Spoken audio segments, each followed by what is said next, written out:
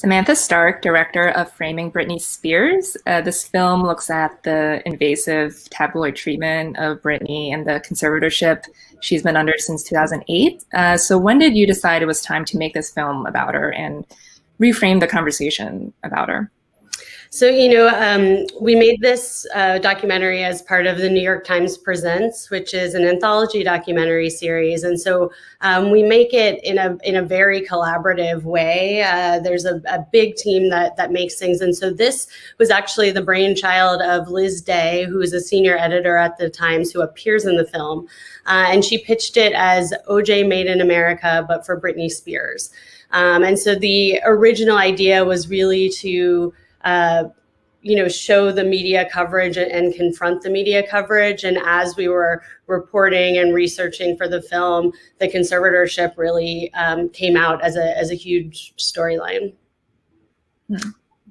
I grew up during that time when she got famous, and I remember the coverage then and thinking it was kind of gross because the way they were brazenly talking about her sexuality and her virginity, and they play that Ekman Man clip all the time. And I remember thinking it was kind of creepy, but everyone just kind of glossed over it. What do you remember thinking during that time while all that was unfolding?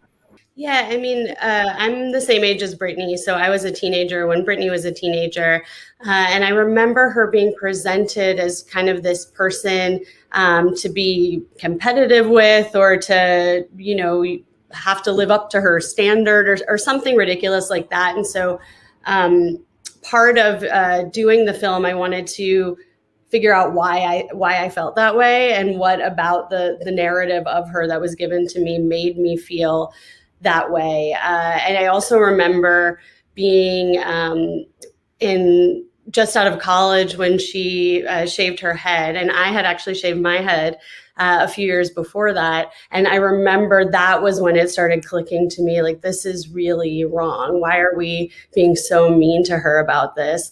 And I guess in that way, as someone who was bullied as a kid, as a queer person, that's most of her fans are that are part of the Free Britney movement have those identities. And that's when I started feeling more compelled by her and attached to her in this way, because she was really bullied a lot for her sexuality as a young person, as a teenager, and beyond. So, yeah, there's kind of two stories in the film. It's the misogyny and the scrutiny she was under, and then the conservatorship. But they're both about control. Obviously, the conservatorship is self-explanatory, but the media was always controlling the narrative about her. She was painted as this crazy person when she had her breakdown. And there's even a comment from one of her backup dancers saying people thought she was a puppet, but she was actually in control of her decision-making in her career, but no one thought that. So did you look at it that way? This was a story about control and lack thereof? Oh, absolutely. You hit it. That's exactly the whole time. It was this is about control. Who has the control when we're following the control? Absolutely. And I think, I love that line where her backup dancer says people thought she was a puppet, and that's totally incorrect. He was really mad about that when he was talking about it. And from what I heard from interviewing people, we had a spreadsheet of over 1,000 names of people we reached out to try to find interview subjects for this. And we realized that most of the people who had been interviewed about Britney in the past were kind of the same people: male record executives, male tabloid editors, a lot of people. And we just wanted to see what would happen if we started interviewing women. And it was a huge revelation, because they started describing Britney as someone who was really in control of her career, as a rebel, as very business savvy as a teenager, and also giving a lot of creative contributions. Kevin, the backup dancer, one of the reasons we wanted to interview him is when we did pre-interviews, he didn't try to think about what was in Britney's head. A lot of people have these kind of, big ideas about what happened to Britney and why, and what she was thinking and what's in her heart and soul. And we wanted to make sure that we never tried to imagine what was in Britney's head. And he was really good at not doing that.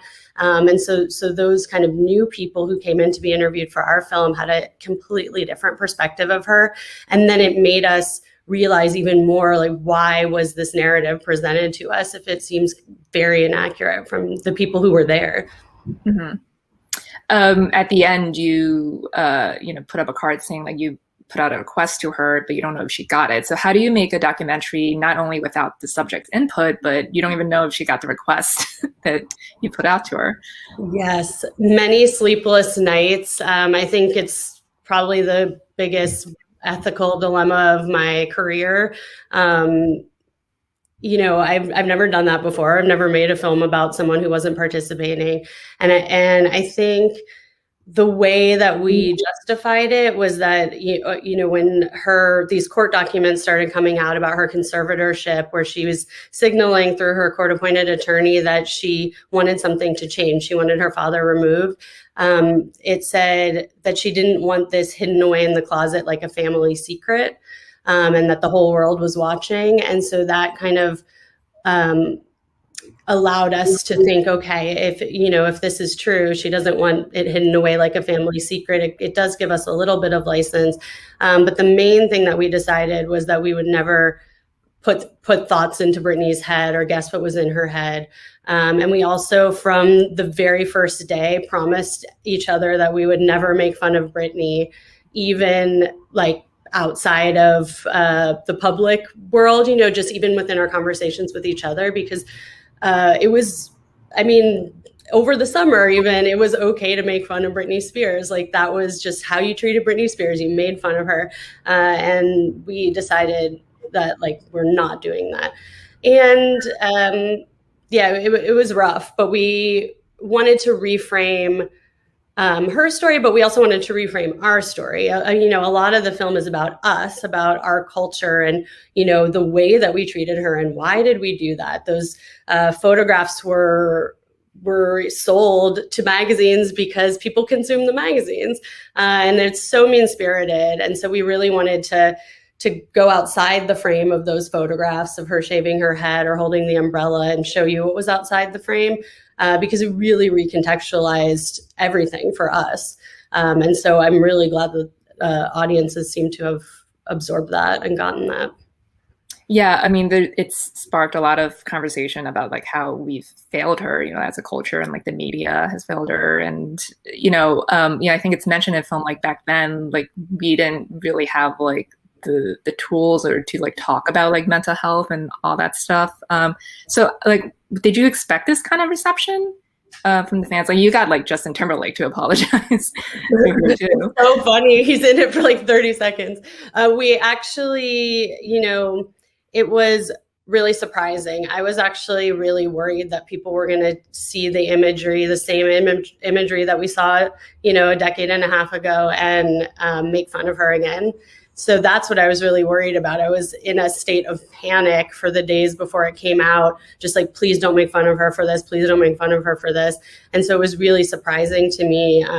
Something extremely moving was when the hashtag "We Are Sorry Britney" started trending on Twitter, because it like, people really got what we were trying to say. And it was so it was so moving to me. And I think it was a completely unexpected response, completely unexpected. I had no idea. But I think we were in a place, obviously, where people want to talk about this.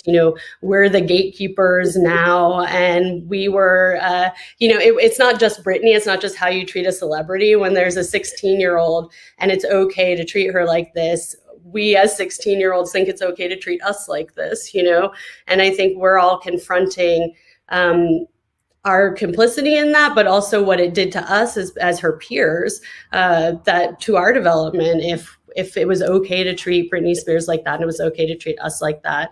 And so I think now that we're the gatekeepers, we can have a new conversation about this. And I also think that everybody being home in the pandemic, and living a lot of our lives online, where you're seeing your colleagues in a little frame and you have no idea what's happening outside the frame. You have no idea what they're going through. And that's, what happened to Britney. We had no idea what she was going through outside of the frame of that tabloid cover. And I think it was time for us to realize that we could treat each other with more kindness, I think. Mm-hmm. Well, she's going to speak in court for the first time next month about the conservatorship. And she just posted something on Instagram saying she didn't know there'd be so many documentaries about her, but she's like focused on the future. So what do you make of these latest developments? Yeah, I mean, it's not accurate that this is the first time Britney is speaking in court. I think the narrative about her just runs away with itself. People think that they hear something and they think it's true, and they think it's true, and they think it's true. She's addressed the court herself before. I think that also it's really unclear how much of her Instagram she controls.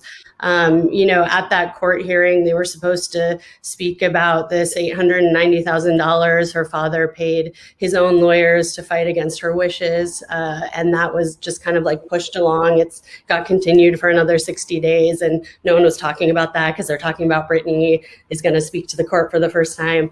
And so I don't know what to make of it. I'll believe everything when I see it. I really hope, you know, it would be incredible if she wants to speak to the court and tell them whatever she wants to tell them. It would be incredible if she wants to make her own documentary. I hope that double the amount of people watch rumor out there.